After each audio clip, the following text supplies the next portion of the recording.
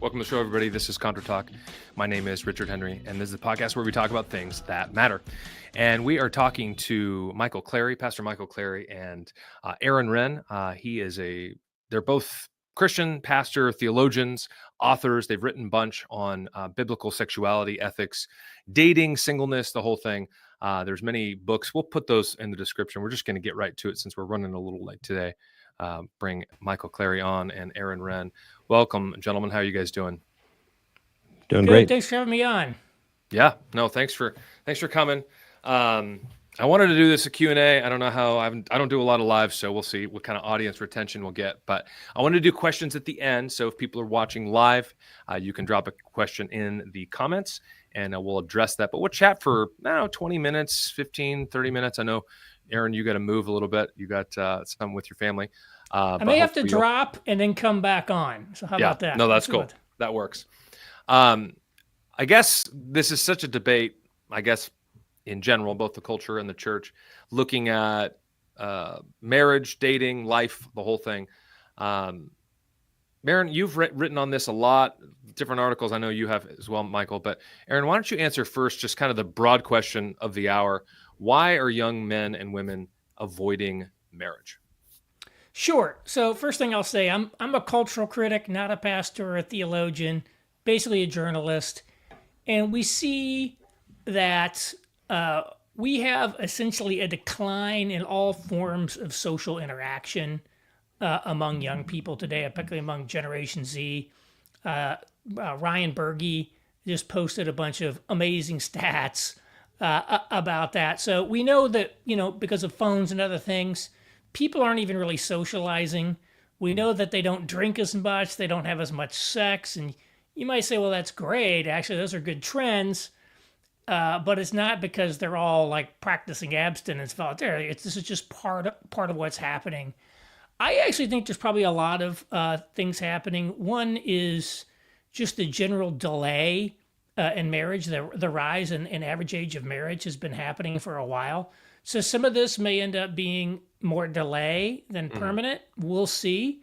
My generation, Generation X, almost everybody did get married at least once by age 40. I think the number of people who didn't. I think they usually track women on this.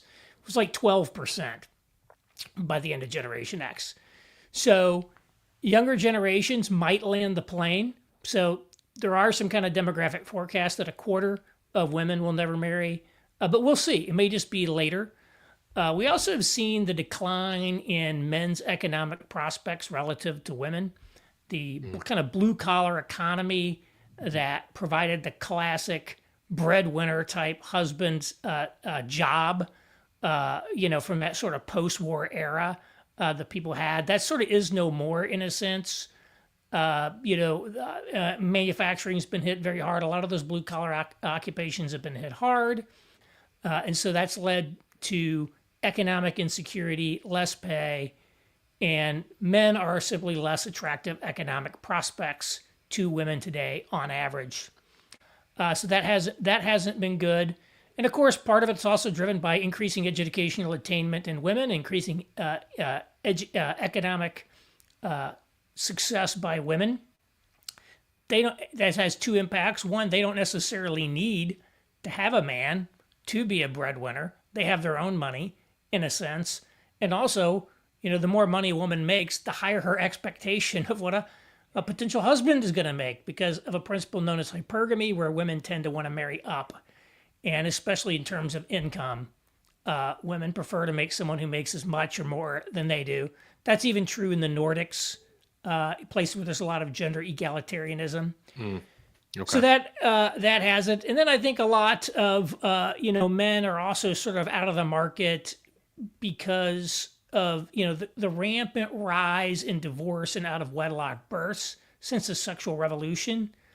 I'm kind of a child of the first generation of no-fault divorce. Unlike the boomers, who were mostly raised in intact families, we have 40% out of wedlock birth, 25% of children today are being raised in a single-parent household. That's the highest level of single-parent households anywhere in the world. It's in the United States. And research shows, like Melissa Carney, The Two-Parent Privilege, great book, you should read it. She's an economist. basically that has a very negative effect on boys in particular, and especially in particular in black boys in terms of a lot of things. So that's negative. And then you add to that just the move to everything being online, to online dating, the decline of real world spaces, and that. There's a bunch of Hmm. things that are happening. And I haven't seen a good, like, econometric type study that, kind of drills on exactly what's going on. But there's a lot of things that are all sort of militating against marriage among young people. Wow. Okay. And then the last one I'll That's a throw lot. in there before I steal all of Michael No, Clary's go ahead. thunder: political polarization by gender, which has Yeah. become a big deal, particularly as young single women have moved far, far to the left. This is a global phenomenon. The sort of renewed battle of the sexes. You see it in South Korea, you see it in Germany and the UTA, and of course we have it here in America as well. Yeah. No, I think I want to unpack that a lot, especially the political side, at least in some respect. But Michael, what do you see specifically, and even in the local church that you've seen? I mean, you've been pastoring the same place for 15 years. Where are the changes happened, and what do you think as a result of that? Similar observations that Aaron made, but more from the pastoral anecdotal side of things. I can verify what Aaron had said from a statistical data-driven perspective from my experience with people. And what I notice is there's a lot of fear of marriage.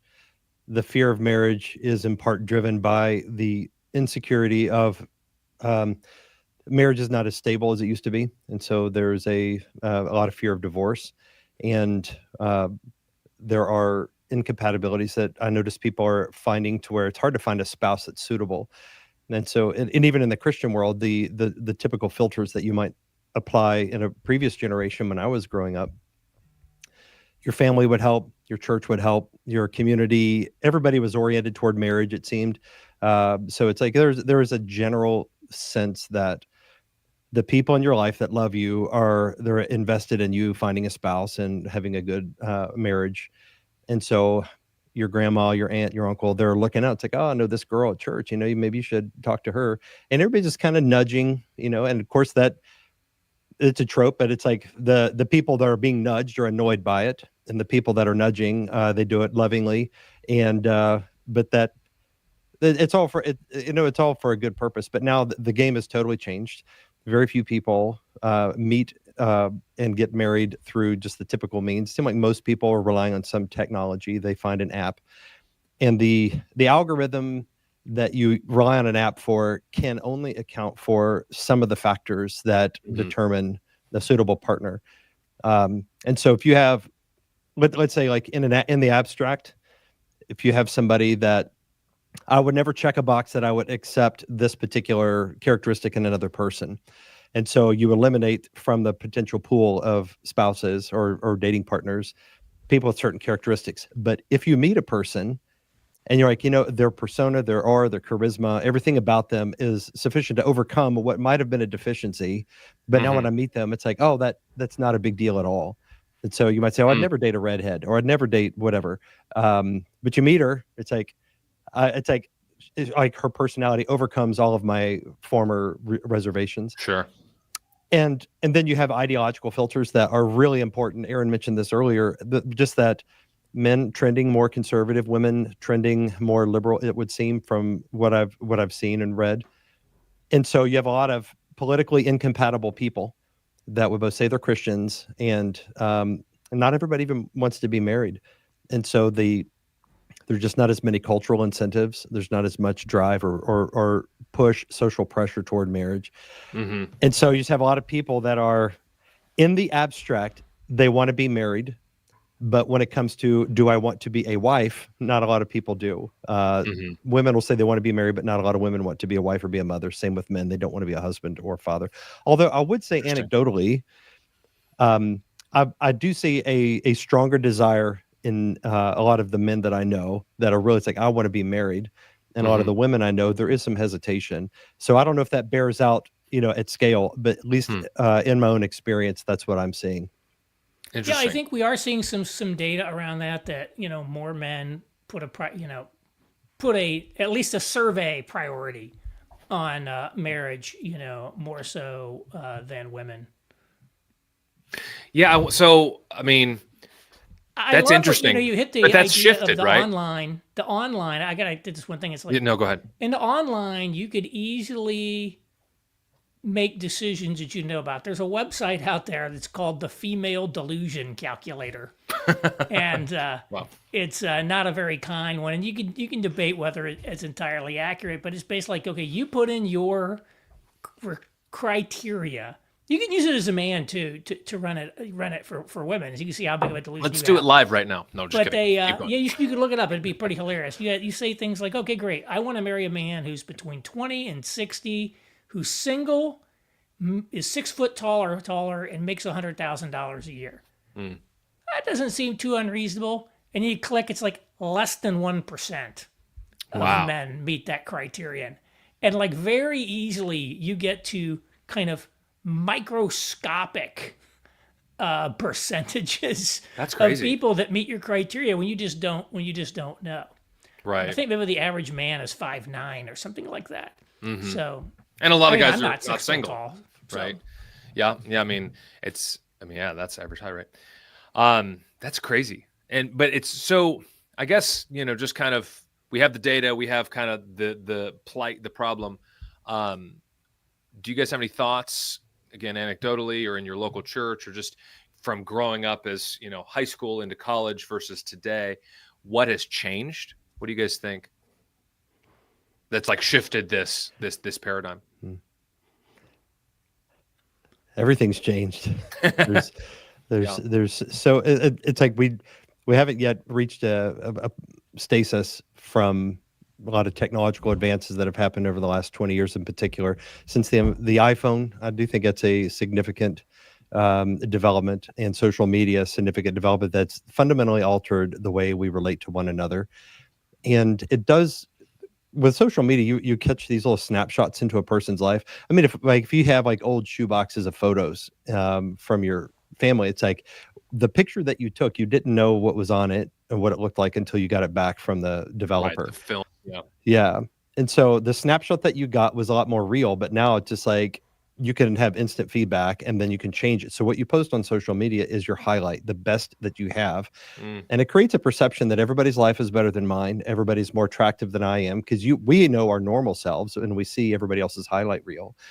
And I think it creates this escalating standard for a sense of like, I think we start to believe our own PR in a way where there's a world of affirmation. I do think is more prevalent with women who live in a bubble of affirmation, where women show love by affirming one another, where men show love by challenging each other and even putting each other down. It's like a guy. I mean, there's videos and tropes you could that demonstrate this, but I think people might even believe more and more along the lines of the social environments that form them. So I think women believe themselves to be a greater catch than they may actually be. And men may likewise not feel like they're worth anybody dating, and they don't believe they're really worth anything. So it creates this imbalance where people are not pursuing one another. And then whenever you have, it's all got to be mediated by technology, then there's more obstacles and speed bumps along the way of, I mean, like when I was a kid, like asking a girl out was a big deal. And I was terrified, but it's a rite of passage. You've got to ask her out and you've got to get turned down, and that builds your confidence and you grow and by doing that. But now it's like everything is streamlined and simplified to where a lot of the rites of passage of developing relational skills are gone. That's just a couple of thumbnails of a whole host of massive changes that have affected our culture. And I don't think we've reached the point yet where we figured it out, because there's still change that's underway. So that's a handful of things. Yeah. What do you got, Aaron? I don't think it's just, I don't think there is a sense in which the men don't get affirmed, but men are sort of given some similar messaging. One of the things I notice about all these online men's influencers, which I think play a huge role in shaping how men think about dating and relationships, and they send a lot of social messages to men about what's going to make you look cool or what's going to make you look weak. They sort of promote this idea that the American woman is damaged goods, that virtually all women in America are ugly, and no one would ever want to date them. And this is one that gets me is what was her name? Greta something. The woman that played Barbie in the Oh, yeah. Barbie movie. They said she's a mid. She's like average. Like, what are you Right. talking about here, Margot guys? Robbie, is that her? Margot Robbie. It's like Yeah. Margot Robbie Yeah. is a mid. She's like, it's like they say, they'll take someone who's an objectively gorgeous woman and say, she's average at best. She's a 5 or a 6. Like, what are you talking about? So the whole idea is like, if you would even deign to date someone like that, we're gonna like roast you over the coals because your Right. days. And so it's like they're totally trashing women in completely ludicrous ways. And I would argue that there are actually plenty of high quality women you could marry in America. But the Yeah. idea that like the dating pool is too poisoned, it breeds such an incredible cynicism there. And I think also puts in the back of people's mind, like if I go out on a date with someone, these guys are all going to make fun of me because this person, is, not even as attractive as Margot Robbie, much less that. But it's like, you're not, you mean, like, She's mid. precisely 0% of these women, Right. would Margot Robbie even go out on a date with them? So they also have kind of priced themselves out of the market with what they think they're going to get. Is that? Yeah. Yeah, that's Can I say is that something like- about that real quick? Go ahead. I'm just like, the word average means average. That means like most people are average, Yeah. which means there's going to be a significant number of people that are below average, and there's going to be a few people that are above average. But it's like average is like that's the middle. So if you just play this out practically, most of us are average looking. We're of average intelligence. We're average life skills. We're not impressive, but we have these expectations that we are better than we actually are. It's like the Dunning-Kruger effect, where somebody is of somebody has less intelligence and less skill, but they see themselves as being greater. I think you apply that to dating, nobody's going to date because everybody thinks they're worthy of something better than they're actually able to catch. Right. That's crazy. Is that? I was going to say just what you said a moment ago, Aaron. Is that like a defense mechanism? You think where guys like, she's not even that hot, and it's like, I mean, actually, she is objectively beautiful. She is pretty hot, but like, do you think that's what's happening there with guys that might rag on, their buddies for going out with a girl? That might actually is happen at the attractive? retail level, but I think, what's interesting, many of these influencers, like the classic sort of motivational speaker type, kind of marketing bro, they all try to give off the impression that they themselves are enormously successful. I mean, obviously, I'm an alpha male. That's why you're learning from me, So, I just think I don't know exactly what it is, but I just know, and I know especially. I mean, it used to be kind of in the original manosphere, a decade or so ago. There was sort of this idea that, of course we want to date or have sex with these women, and this like the key is like how to manipulate them into that. Well, now today I think there's like a harder edged negativity towards women that didn't exist back then. And there were always these people who were like that. Even back a decade ago, there was this movement called the MGTOW movement, men going their own way. And they always said, you just got to avoid women, divorce risk. You're just going to get screwed over in child custody court. You just got to stay away from women. The risks are too high. Yeah. And so there was always that. But now I feel like that attitude is sort of metastasized to a much greater extent throughout sort of the men's sphere. And it's become, there is more of a harder edge and negativity towards women than there was even a decade ago. Yeah. So I guess then maybe is it more like you said with divorce and you got to pay 50% child support and she's with a different guy and you're on the hook with this stuff. Is that more, I guess just, is that what the data says, kind of what your experience? I don't know, this is open for both of you guys.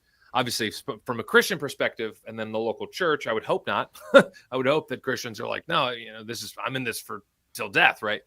But looking both at culture and the church, speaking specifically of the culture, is that kind of the biggest problem? Guys just think, she's gonna leave me. She's gonna take my money. She's just a nag.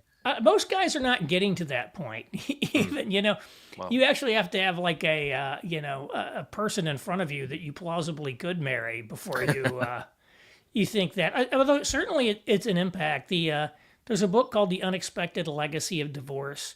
It was a longitudinal study of children of divorce and followed them into adulthood to see what happened. And basically, if your parents are divorced, you never feel secure in any relationship. I think their view is you always feel like the other shoe is about to drop. You always feel like this thing could blow up at any minute.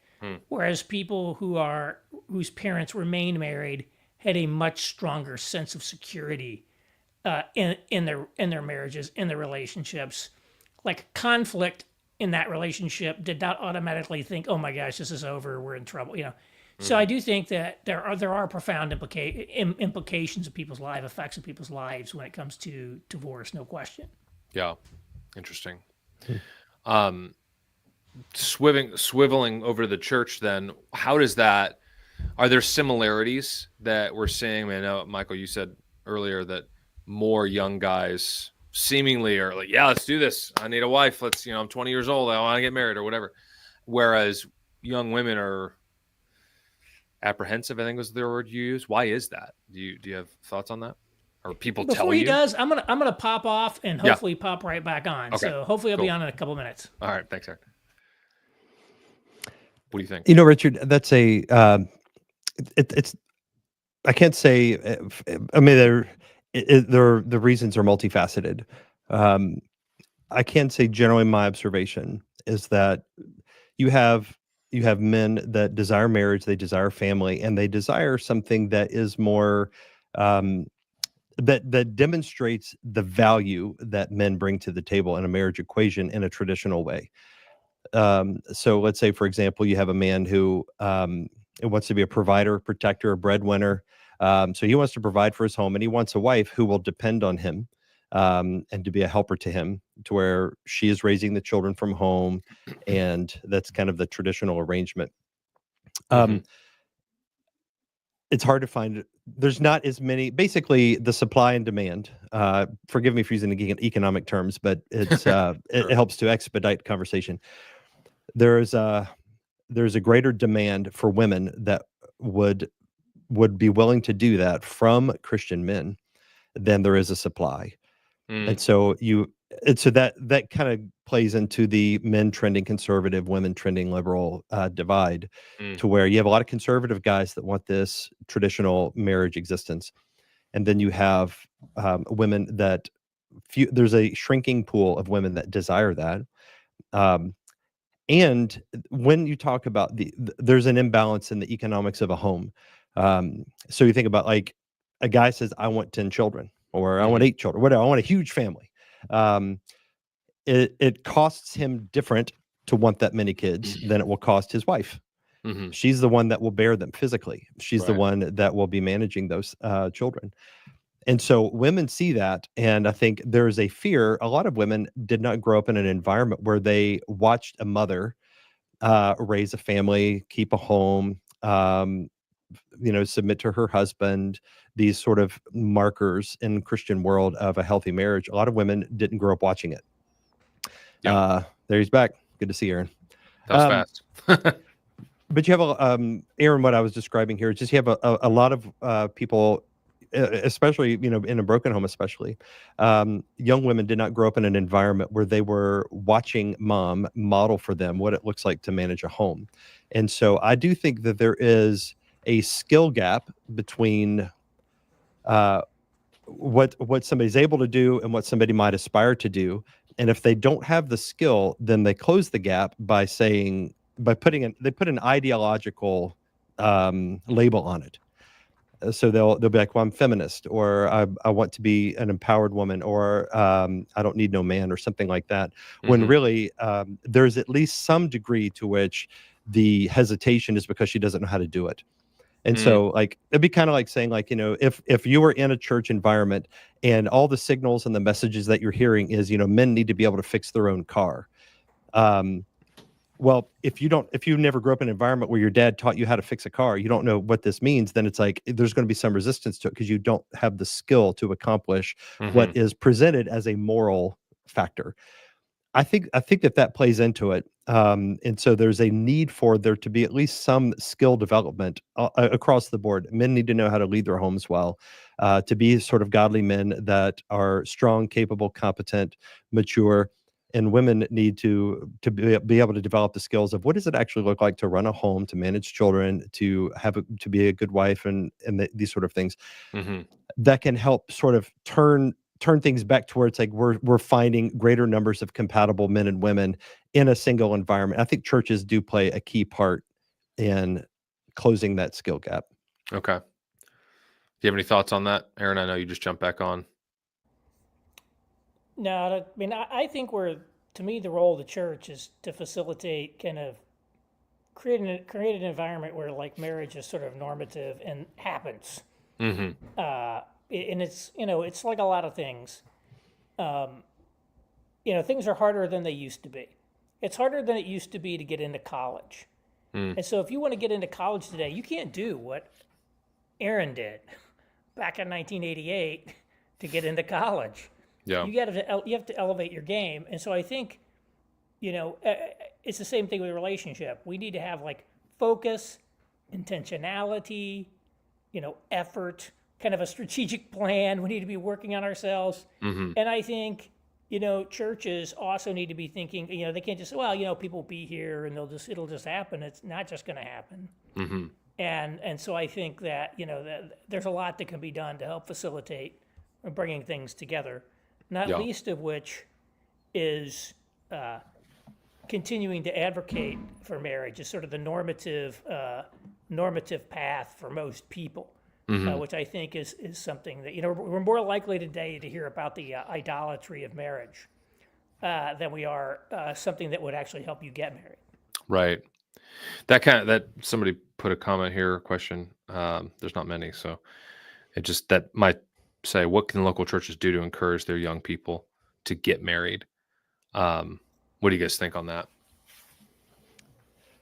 I would say it's not a program or a sermon series. Mm-hmm. These things have to be baked in at the cultural level to where all of the activities and everything that a church does is oriented towards marriage as a good thing. Mm-hmm. So it doesn't need to be necessarily social pressure, but it's like, you cultivate what you celebrate. If marriage is important, then it can't just be something you talk about, during a marriage sermon or a series, every year or two. It's got to be like we talk about marriage, we value marriage, we value children. So to give you an example, this is a slightly different example, but it's in the realm of having children. In our church, there's a lot of young people, a lot of people having babies. And so it became a bit of sort of emerged by accident, but it's been a great culture shaping tool, where whenever somebody has a child in our church, during the announcements on Sunday morning, the guy gives the announcements that go, we are happy to welcome so-and-so Smith this week. They had their baby and are happy for them. And people will cheer and clap and woot and holler and celebrate. And it's just like, yeah, that's great. We love babies. Mm-hmm. And of course, you get babies in a Christian world by getting married first, and most of the time, hopefully.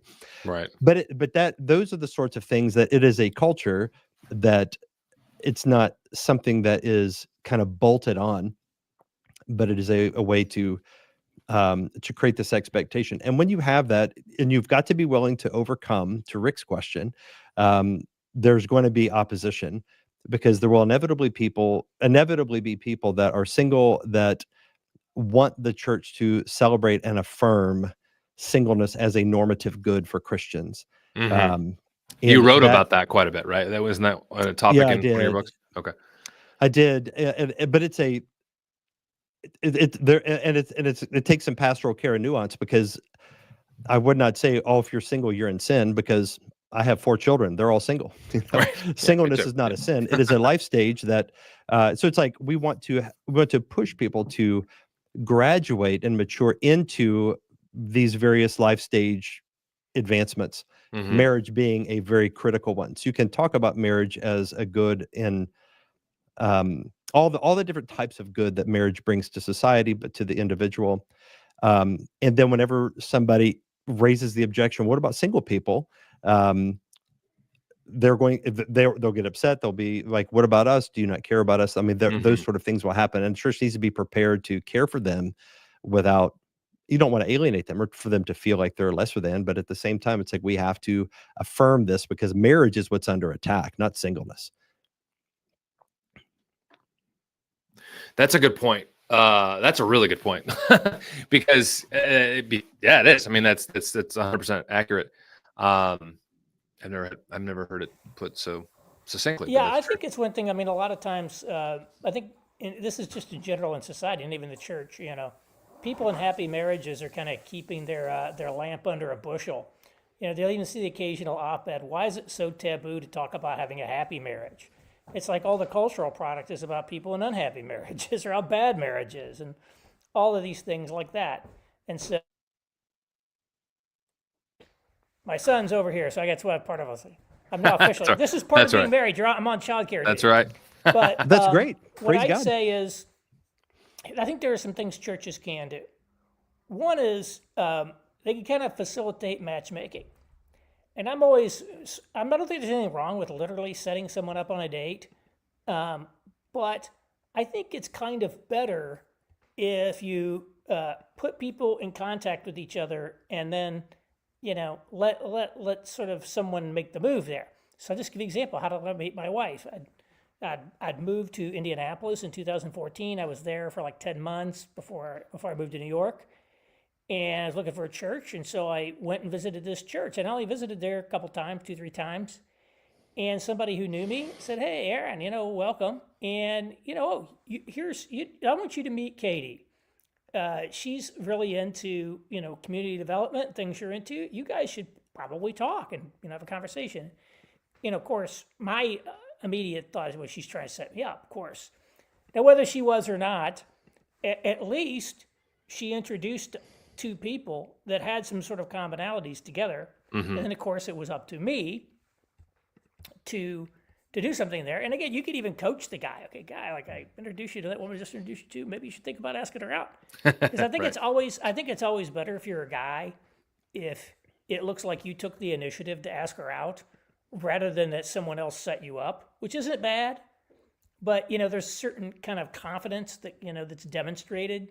It demonstrates a certain boldness of character if you're willing to actually ask someone on a date. So that's just one. People that you think, and a lot of churches are huge today too. So it's not like, you assume everybody already knows everybody. Maybe they don't.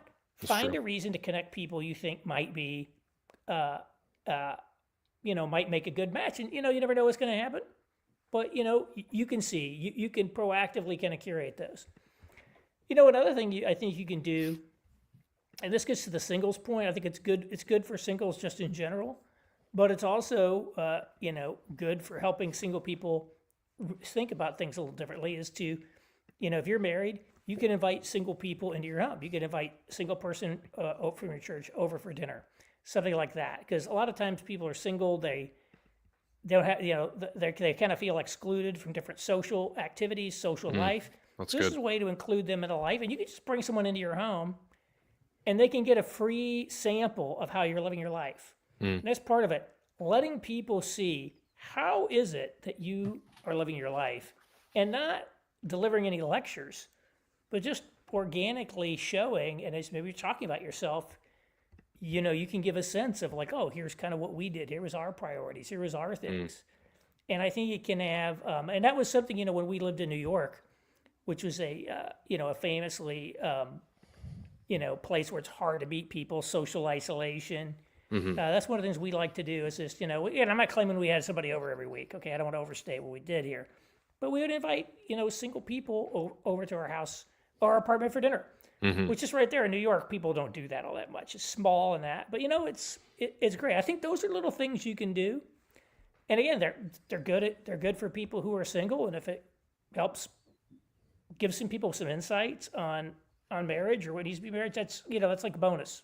Yeah. So those are like a couple practical things you can do, that I've personally benefited from, and which other people, have benefited from. Yeah. No, I like that. I mean, that's, again, a super practical thing, easy to do for, younger couples who are married maybe a couple years or have young ones or children that are adolescents, etc. Yeah, I think kind of forget. I think we do this with being a believer, we're walking with the Lord 10, 20, 30 years, and we look back and think, how could that person act that way?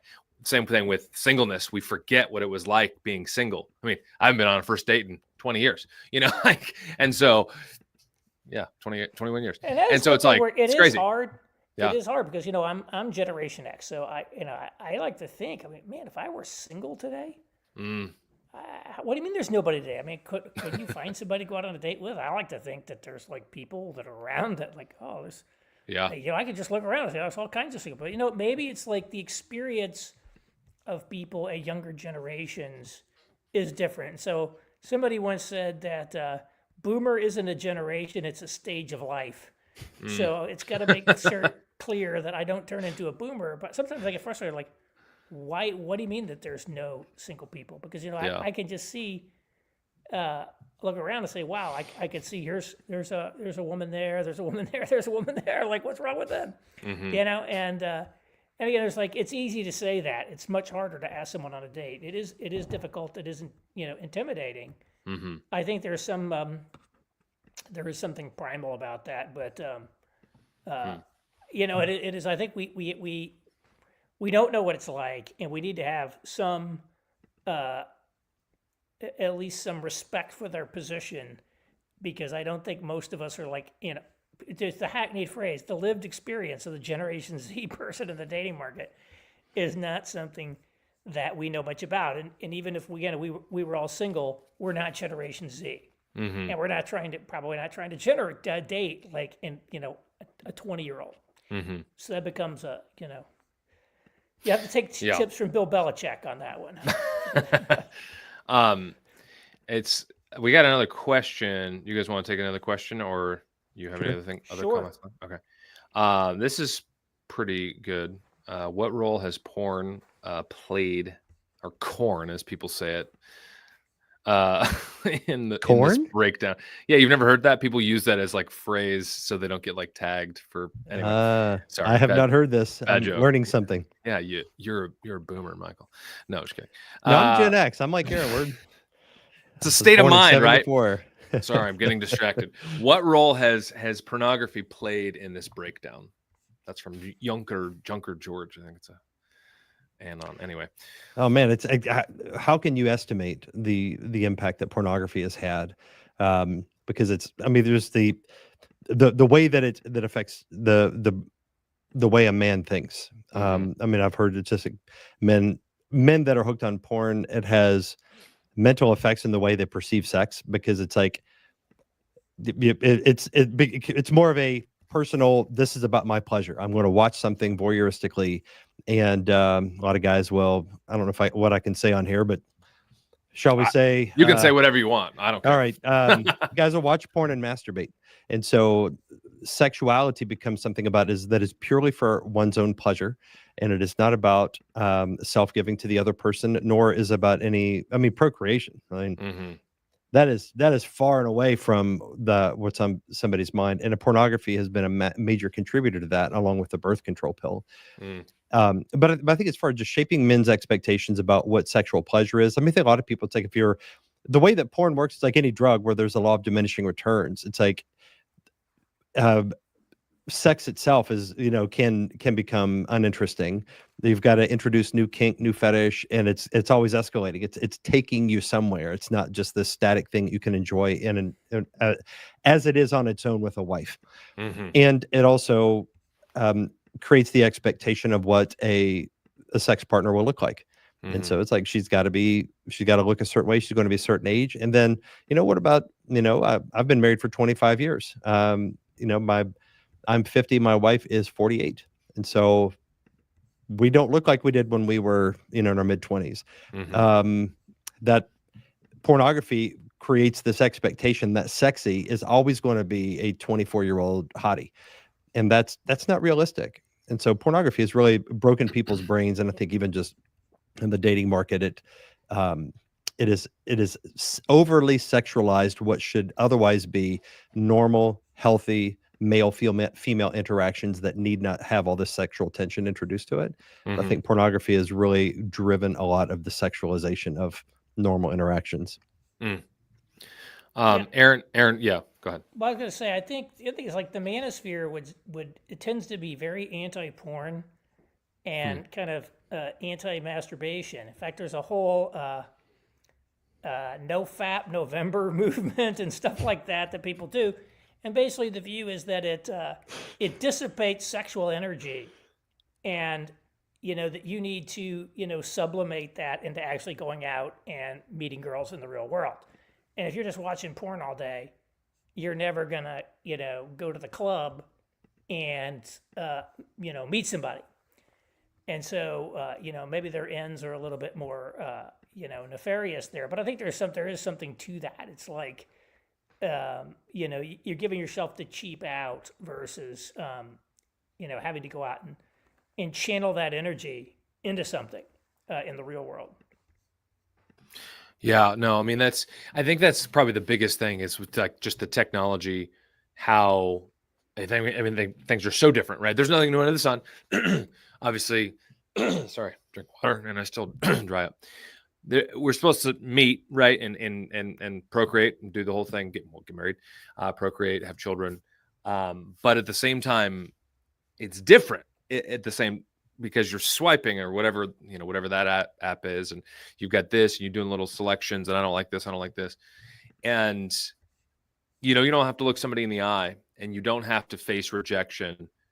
You can just swipe left or right. I don't know which one's which. Right, but it exactly. matter. It's like all that stuff. It's like but and that's why my hypothesis is if you can actually I think that for the most part, most guys are not well served by online dating apps, because all the research shows that women rate the overwhelming majority of men below average in looks, unless you're like a top 10% in looks, or you got and it's this stuff, and you get great pictures. I mean, a lot of it's just literally the picture. I think now see and so unless you've got something so dialed in like that, you're going to just be one of the many masses on these sites where there are so many more ways you can distinguish yourself in the real world. In the real world, you can set up situations that allow you to demonstrate things, just tell another story. So I'm going to tell my now wife that I thought she should move to New York to be with me. For that, I did it after I invited her. I was coming back from New York to Indianapolis, and I was the keynote speaker at this Chamber of Commerce luncheon where there were like 500 people in this ballroom, and I'm up on stage talking. And that right there, this is a guy who's got something going on. He's up there on stage. He's like for the hour. And so there's ways you can show I actually have something. You can demonstrate who you are and what you have going on in a way that on these apps, it's just a picture or whatever. It's very hard to set yourself apart. It's just pixels. Yeah. If you got a six pack and you're chiseled and you're actually really dialed in, then it probably works for you. But for the average guy, you want to find situations where you shine and your best qualities come through, and it's much easier to do that in the real world than it is on online dating apps. So I'm very negative on online dating apps. But I don't look at it as a moral question. I don't think it's something where you met your wife on a dating app, that's second best, that's lame. No, a dating app is a tool. And if that tool works for you, I'm all in favor of using it. I just think it's a tool that empirically isn't working all that well, given the declining numbers. And so you could experiment with it. I'm not saying you shouldn't. If it works, great. But if it doesn't work, then you got to consider some other options, broadening your repertoire of methods, because you can't just let yourself be limited and defined by that one thing. Now, I have to admit, I've not read your book. I know about it, and I know I've read your other stuff, but it's on the list. Did you write about this, Aaron, in Life in Negative World, about just debate, dating, and all There's that? a section on it where I basically just say, the church spends all of its time arguing about one of two things: women's ordination, or whether men are the head of the home. Mm-hmm. And if you're not married, who cares who the head of the home is? I mean, we have much more fundamental problems. They're not telling you anything about the concerns of ordinary people. And when they do, they're almost always telling you something that's wrong. It's like, women want a man who's on fire for God, and he's all these things like that. I'm like, no, they don't. Okay, it's like, I mean, of course, all things being equal, of course, they would prefer that, and they may only be willing to marry someone who's got that they consider like spiritually compatible. But that doesn't generate attraction.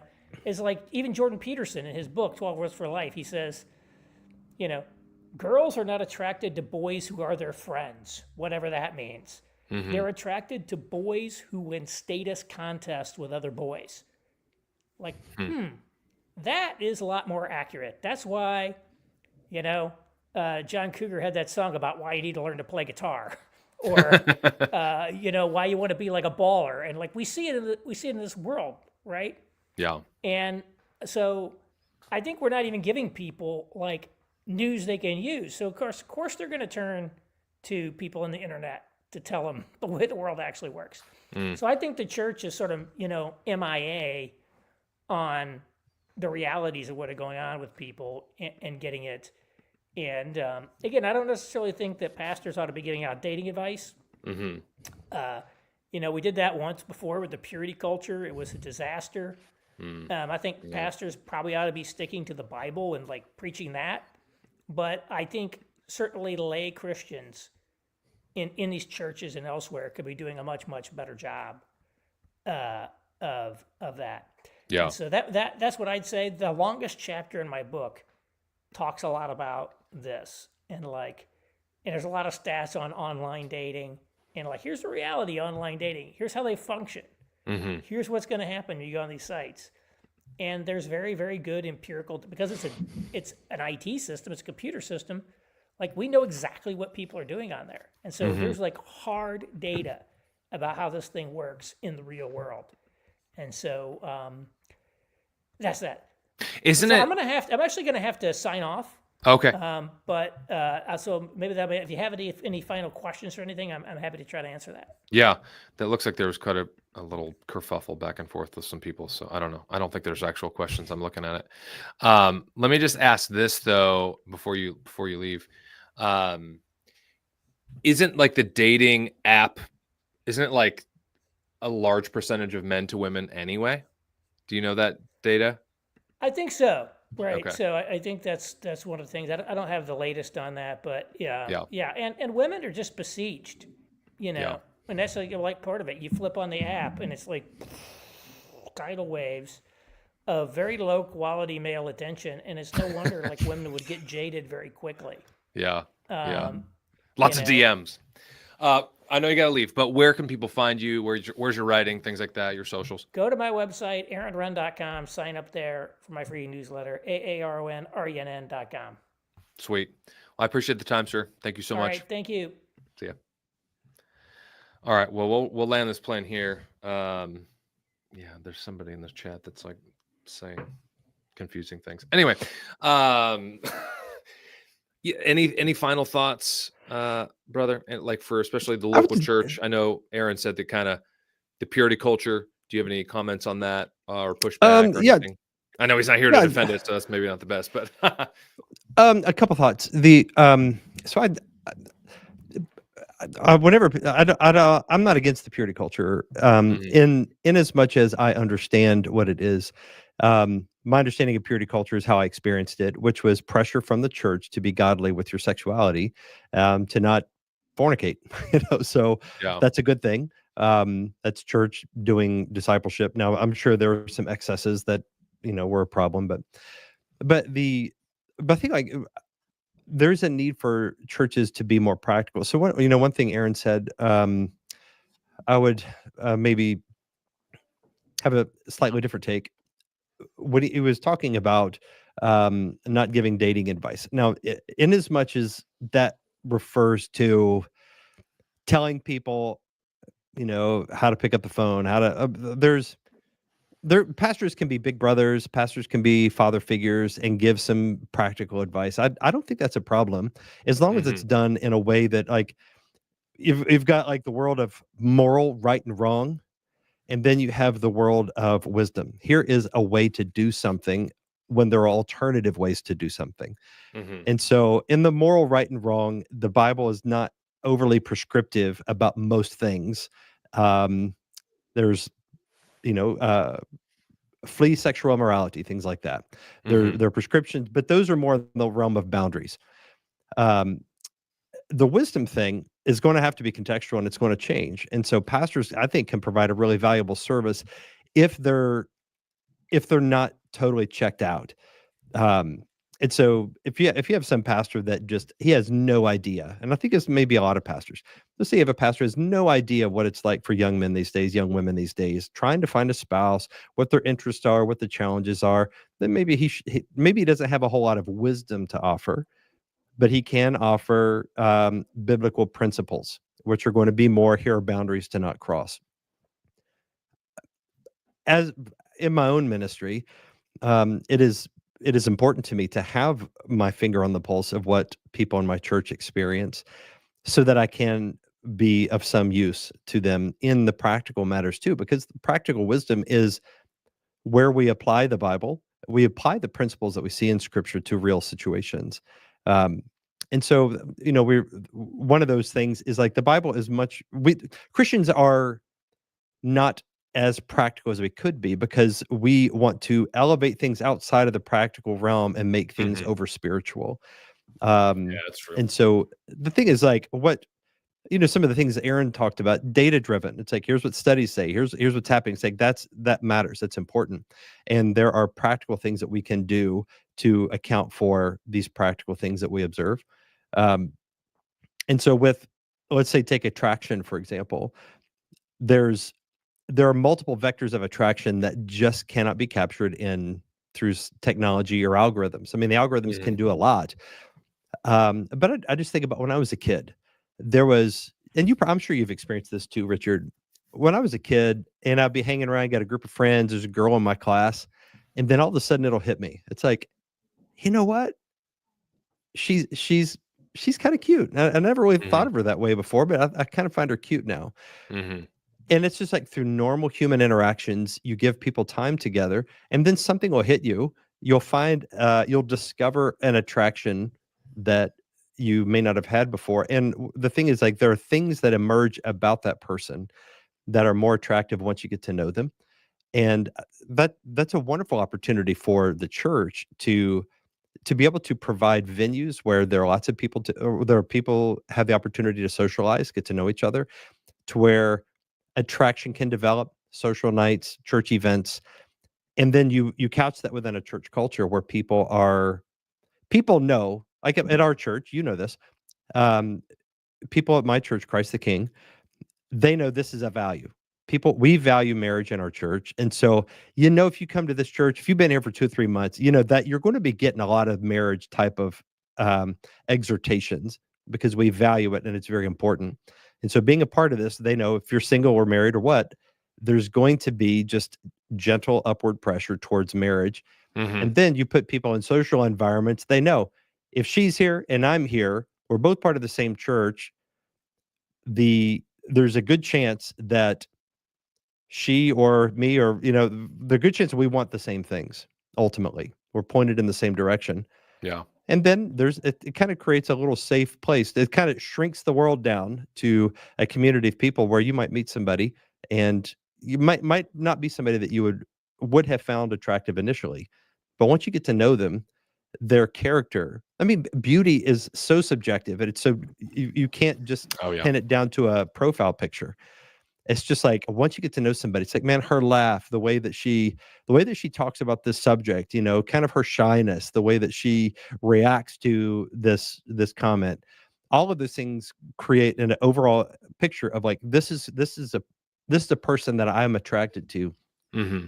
And that's so much more powerful than a dating app. And so I think we eliminate, we hand over way too much to technology. And so I would say, dating in the future would have to be, there's got to be more of a local component than there is currently. Mm-hmm. We can't rely on apps. There's apps might, I'm not out on it maybe as much as Aaron is. I think it can have a use, but it wouldn't be the first use. It wouldn't be my preference as a primary go-to for how to meet people. But it's like, hey, we'll add this to the mix as well. Mm-hmm. But I think churches can do a lot to just create an environment where their marriage is valued, and people know that if you're in that environment, then there's a good chance that you can find a potential spouse that is going in the same direction and wants the same things you do. Sure. We do have another question, although there's a few kind of other comments, not questions. This is from William, little mini Spurgeon. Oh, I need that bobblehead. I don't know where you get it. Anyway, sorry.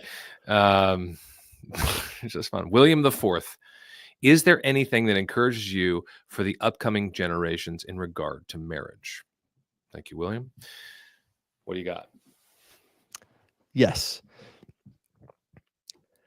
The pendulum swings. No, I'm just kidding. Yes, there is. Moving on. Yes, there is. Well, it's a binary question. Yes, that's right. Yes, there. So what encourages me, gives me hope, is the pendulum does swing. Mm-hmm. There can be an overcorrection, but I think that a correction is needed. So there's a lot of people, in my view, a lot of the madness that we see with sexuality now, kind of that has an upstream cause that is not often acknowledged, and that is Gnosticism and feminism that has kind of led us to where we are now, to where the body doesn't matter and men and women are interchangeable. Mm-hmm. And so a lot of people are seeing that now because they're seeing the most extreme expressions of it. To where say, okay, we don't even know what a woman is. Transgenderism, like, some 6'4" dude can dunk a basketball, can now call himself a woman and play on women's sports teams. A lot of people are like, that's nuts. Mm-hmm. That is absolutely ridiculous. And so they're awakened to the fact that the arguments that are used to support that are the same arguments that are used to support, other phenomena that they would be like, okay, that we should reject that, like feminism and that sort of thing. Mm-hmm. So there is a reaction, and the pendulum is swinging the other way. They're like, I'm rejecting this whole ideology, and I'm looking back in time to see, like, where can we look to for stability and guidance? And that is to generations past who didn't always get it right, but man, they got it better than we did.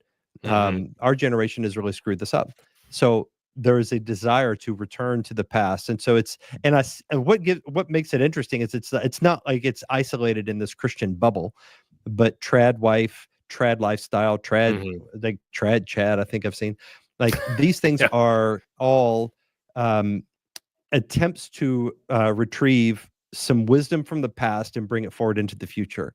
And so it's there for the taking for churches that will just pick up the ball and run with it. You have people that are craving stability, ancient wisdom, history, tradition. The church, like they're like the people that are a lot of people are attracted to things like Catholicism and Eastern Orthodoxy. Those things there's an appeal there, and the appeal, I think, is aesthetic. It's like these things feel wise because it looks old. Sure. And there's some ancient stuff here I don't understand, but it's like you don't have to be Catholic or Orthodox or whatever to be able to provide the stability and wisdom from the past that they're looking for. So I think that there are people that are basically fed up with the lies they've been told and the cultural nonsense, and sadly they're going to pay a price. The current generation, the young people, they're going to pay a price for the mistakes of the past that got us here, but some of them want to correct it. And so I think we will see increasing polarization in the future where people moving conservative will continue to do so. People moving left may totally be given over into their ideological commitments. And so the trick is like to capture the ones that are moving in a conservative direction, both believers and unbelievers, capture and retain them, disciple them, and say, okay, here's the way forward, drawing on the wisdom of the past. No, that's good. I mean, that's you are seeing that, and I know we didn't really talk about it, and that's okay. With the political divide, I mean, I saw several articles, and I shared that with you guys beforehand, with just women are going more left and men are going more right. I found one thing. It was BuzzFeed, and it was like 50 things, and it was like comments from females. I assumed they were all anonymous, but that was the thrust of the article. And several, sound like they were in high school or even college. Who knows if they were all authentic? I don't know. But that was like, well, my boyfriend this and this, and they feel like they're in charge, or they've been marginalized, or this or that. I guess just kind of lastly, because it's just kind of anecdotal, but for you specifically in your experience, just kind of landing this conversation plane, from from pastoring, planning the church 15 years ago in the first couple years, and then to the last few years, especially since COVID crazy, where's the trend going?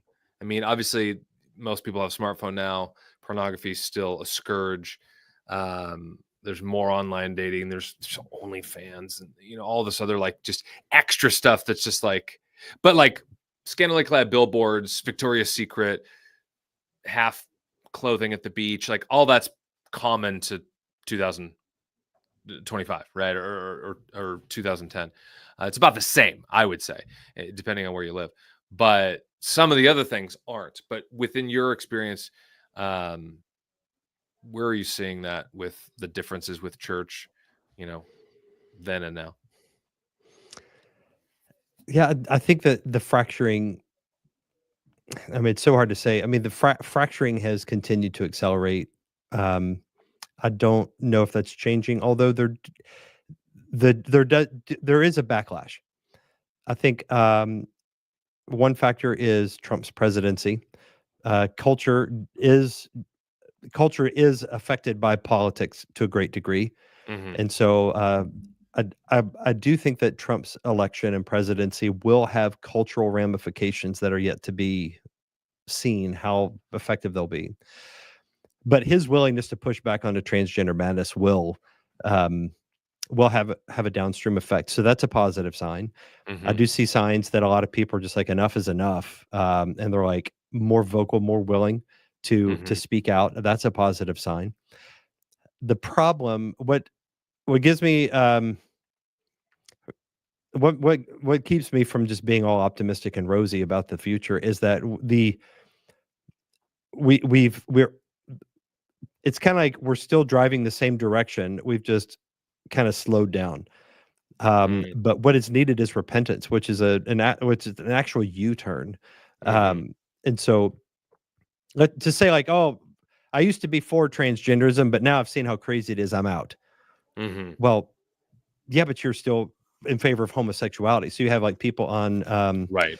Like so-called conservatives, they'll be pro-homosexuality. And it's like, well, that's just transgenderism at a slower speed. Right. But that's Democrat Party 20 years ago. Like, yeah, right. Obama, Hillary, everybody was against gay marriage. Then they were for it. Then they were against it. And it's kind of this flip-flop. Yeah. Yeah, that's not repentance. And repentance really is what is needed.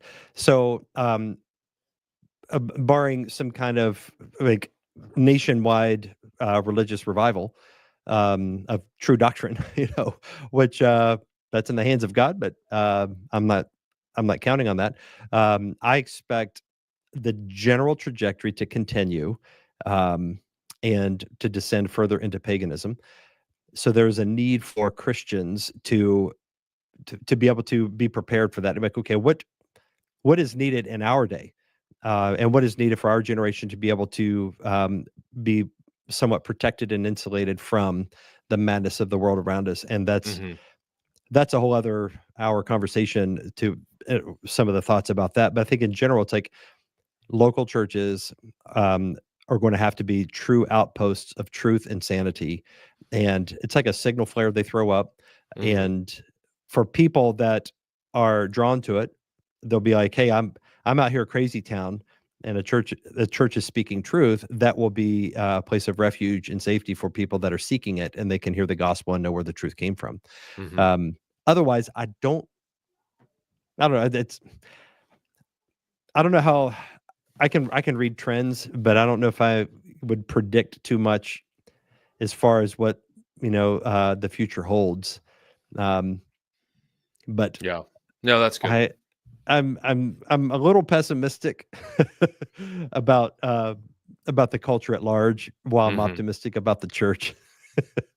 Well, and I mean, in one sense, you kind of have to be, right? I mean, in the sense that, obviously there's certain eschatological uh, beliefs and assumptions about, how we are in 2025 versus we were in 1025, or, you know, 5 years before Christ started his ministry in 25, right? And so there are things that, is the world generally more Christian? Yeah, there's more of this, more of this, more of this, more of this, and that's great. There's also more people.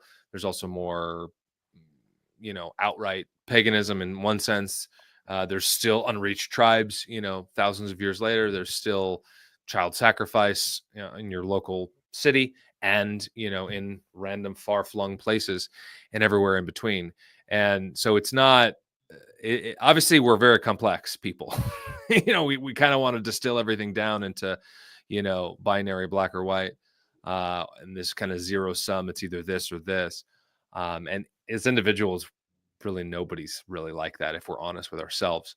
And certainly with cultural fixes. I mean, of course, the church should be that light, that lighthouse, that light on sitting on a hill, right?